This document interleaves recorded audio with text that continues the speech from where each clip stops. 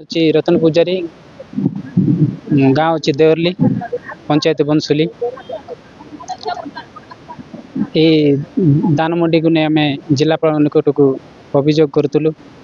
ଅନେକ ଥର ତ ଦେଇଛୁ, ହେଲେ ବି କିଛି ଠିକ୍ ସେ ନିଷ୍ପତ୍ତି ନିଆଯାଏ ନାହିଁ ବୋଲି ପୁନର୍ବାର ପୁଣି ଥରେ ଆସିଛୁ। ଯେଉଁ ଏବେ ଲକ୍ଷ୍ମୀନାରାୟଣ ଏସ୍ଏଚ୍ଜି ଗ୍ରୁପ ଏବେ ଯେଉଁ ମୋଟି ଚାଲୁ ରହିଛି, ଆମ ଚାଷୀ ଭାଇମାନଙ୍କୁ ଚାଷୀ ଭାଇମାନେ ବହୁତ ଅସୁବିଧା ହେଉଥିବା ଯୋଗୁଁ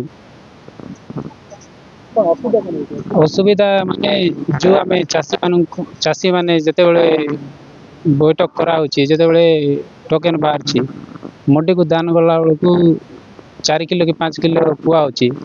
ତାପରେ ଯେତେବେଳେ ମିଲ୍କୁ ଦାନ ଗଲା ବେଳକୁ ତାର ମିଲର ସହିତ ତାଙ୍କେ କୌଣସି ଯୋଗାଯୋଗ ଥିବ, ହେଲେ ଆମକୁ ସି ହିସାବରେ ଦେବାକୁ ଗଲାବେଳକୁ କାଗଜ 15 କାଗଜ ଯେତେ ଲେଟ୍ ହେଉଥିବ ସେତେ କିଲୋ ବଢ଼ି ଚାଲୁଥିବ। ସେଇଭଳିଆ ଚାଷୀ ଆମେ ଅସୁବିଧାରେ ଥିବା ଯୋଗୁଁ ଆମେ ଅଭିଯୋଗ ଜିଲ୍ଲାପାଳଙ୍କ ନିକଟକୁ ଅଭିଯୋଗ କଲୁ। ଦାବି ଏବେ କ'ଣ କରୁଛୁ ତ ସି ଗ୍ରୁପ ଏପରି ଚାଷୀଙ୍କୁ ହଇରାଣ ହରକତ କରୁଥିବା ଯୋଗୁଁ ଆମେ ସରକାର ନିଷ୍ପତ୍ତି ନିଅନ୍ତୁ ଅନ୍ୟ ଗ୍ରୁପକୁ ଦିଆଯାଉ, ସି ଗ୍ରୁପକୁ କାଟି ଅନ୍ୟ ଗ୍ରୁପକୁ ଦିଆଯାଉ, ନାହିଁ ତ ଲେମ୍ପକୁ ଦିଆଯାଉ, ଏହି ଅଭିଯୋଗ କରୁଛୁ। ତାହେଲେ ଏଇଟା ତ 3 ଥର ହେଲାଣି, କୌଣସି ଆମର କାର୍ଯ୍ୟାନୁଷ୍ଠାନଟା ଗ୍ରହଣ କଲେ ନାହିଁ। ଯଦି ଏବେ ଏଇଟା ଲାଷ୍ଟ ଚାନ୍ସ, ଯଦି କିଛି ନିଷ୍ପତ୍ତି ନେବେ ନାହିଁ ତାହେଲେ ଆମେ ଚାଷୀ ଏବେ ତ କମ୍ ଆସିଛୁ, ଏବେ ନେକ୍ସଟ ଥରକୁ 1000 ଲୋକ ମଧ୍ୟ ଆମେ ଚାଷୀ ଏଇଠି ଉପସ୍ଥିତ ରହି ଆତ୍ମହତ୍ୟା ହେବାକୁ ବାଧ୍ୟ କରିବ।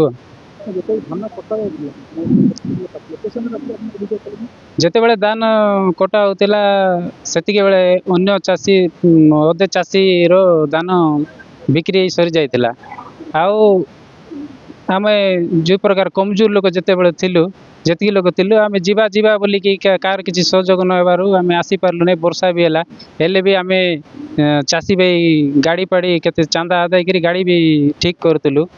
ଆଉ କାହାକୁ କେମିତି ଠିକ୍ ସମୟ ଆମକୁ ଅନ୍ୟ କାମରେ ବ୍ୟସ୍ତ ଯୋଗୁଁ ଆସିପାରିଲୁ ନାହିଁ। ଆଉ ବର୍ଷା ବି ସେମିତି ଜୋରସୋର ହେଲା।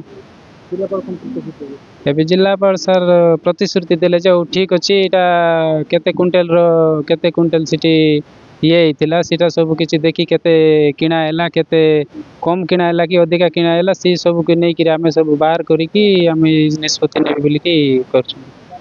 ମୋ ନାଁ ହେଉଛି ମେନକା ସୌରା। ଆମେ ଆସିଥିଲୁ ବନସୁଲି ପଞ୍ଚାୟତ, ଆମେ ଆସିଥିଲୁ କୋରାପୁଟ ଜିଲ୍ଲାପାଳ ପାଖରେ ମଣ୍ଡି କରିବା ପାଇଁ। ଆମର ଗାଁରେ ଯେଉଁ ମଣ୍ଡି କରୁଛନ୍ତି ଏସ୍ଏଚ୍ଜି ଗ୍ରୁପ, ଲକ୍ଷ୍ମୀନାରାୟଣ ଗ୍ରୁପ, ତାଙ୍କେ ସବୁ ପୁରା କରିଦେଉଛନ୍ତି। ସେ ଗ୍ରୁପ ପାଖ ସବୁବେଳେ ଚାଲିଥିବ ନା, କେଉଁ ଗ୍ରୁପରେ ମିଶା ଗୁଠେଇ ଦେବ କି ଦେବ ନାହିଁ, ସେଇଟା ପାଇଁ ବୋଲି ଆମେ ଏଠି ଆସିଥିଲୁ। ଯଦି ସେ ଏସ୍ଏଚ୍ଜି ଗ୍ରୁପକୁ ଚାଲିବ ନାହିଁ ବୋଲେ ଲେମ୍ପକୁ ଦିଆଯାଉ।